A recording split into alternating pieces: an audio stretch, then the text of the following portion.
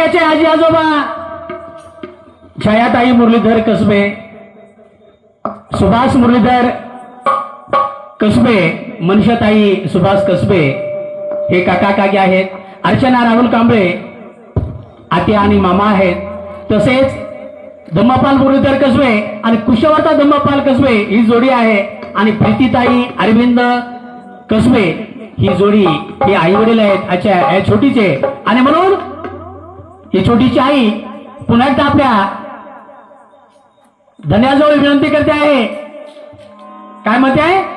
बोलवा धनी, अरे बोलवा धनी, बोलवा धनी माझ्या भावाला, भावाला बोलवा नरवाडी गावाला.